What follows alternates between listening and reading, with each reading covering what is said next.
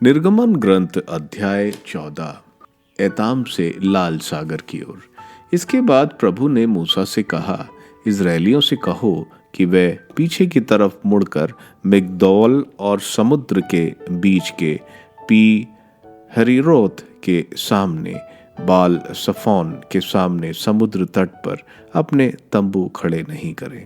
फिरौन इजरायलियों के विषय में यह सोचेगा कि वे देश में कहीं भटक रहे हैं और कहीं निर्जन प्रदेश में फंस गए हैं। मैं फिरौन का हृदय कठोर कर दूंगा जिससे वह उनका पीछा करे।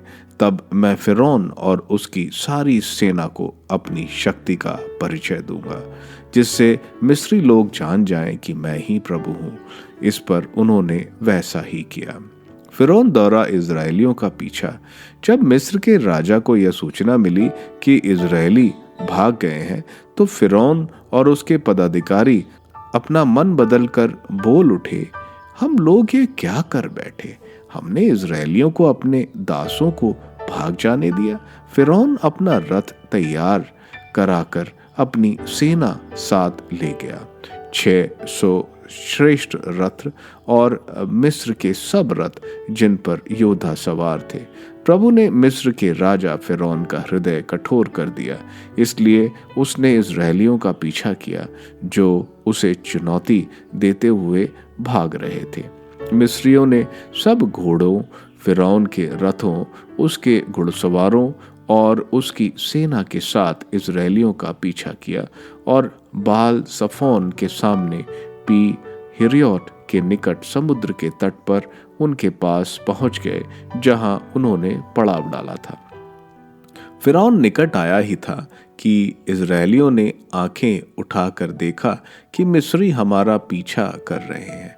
उन पर आतंक छा गया और वे चिल्लाकर प्रभु की दुहाई देने लगे।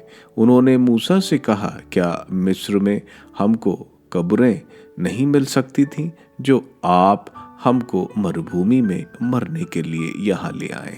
हमको मिस्र से निकालकर आपने हमारा कौन सा उपकार किया?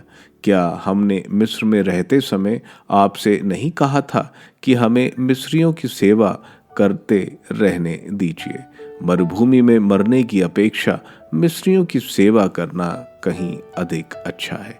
मूसा ने लोगों से कहा, डरो मत, धीर बने रहो और यह देखो कि किस प्रकार प्रभु आज तुम लोगों की रक्षा करेगा। जिन मिस्रियों को तुम आज देख रहे हो, तुम उन्हें फिर कभी नहीं देखोगे। प्रभु ही तुम्हारी ओर से युद्ध करेगा और तुम लोगों को कुछ नहीं करना पड़ेगा। सागर का पारगमन। प्रभु ने मूसा से कहा, तुम मेरी दुहाई क्यों दे रहे हो? इजरायलियों को आगे बढ़ने का आदेश दो। तुम अपना डंडा उठाकर अपना हाथ सागर के ऊपर बढ़ाओ और उसे 2 भागों में बांट दो, जिससे इजरायली सूखे पांव समुद्र की तल पर चल सके। मैं मिस्रियों का हृदय कठोर बनाऊंगा और वे इजरायलियों का पीछा करेंगे। जब मैं फिरौन, उसकी सेना, उसके रथ और घुड़सवार सबको हराकर अपना सामर्थ्य प्रदर्शित करूंगा, और जब मैं फिरौन, उसकी सेना, उसके रथ और उसके घुड़सवार सबको हराकर अपना सामर्थ्य प्रदर्शित कर चुका होऊंगा, तब मिस्री जान जाएंगे कि मैं प्रभु हूं। प्रभु का दूत जो इजरायली सेना के आगे आगे चल रहा था, अपना स्थान बदलकर सेना के पीछे पीछे चलने लगा। बादल का खंबा जो सामने था, लोगों के पीछे आ गया और मिस्रियों तथा इजरायलियों दोनों सेनाओं के बीच खड़ा रहा। बादल एक तरफ अंधेरा था और दूसरी तरफ रात में प्रकाश दे रहा था, इसलिए उस रात को दोनों सेनाएं एक दूसरे के पास नहीं आ सकी। तब मूसा ने सागर के ऊपर हाथ बढ़ाया और प्रभु ने रात भर पूर्व की ओर जोरों की हवा भेजकर सागर को पीछे हटा दिया। सागर 2 भागों में बंटकर बीच से सूख गया। इजरायली सागर के बीच में सूखी भूमि पर आगे बढ़ने लगे। पानी उनके दाएं और बाएं दीवार बनकर ठहर गया। मिस्री उनका पीछा करते थे।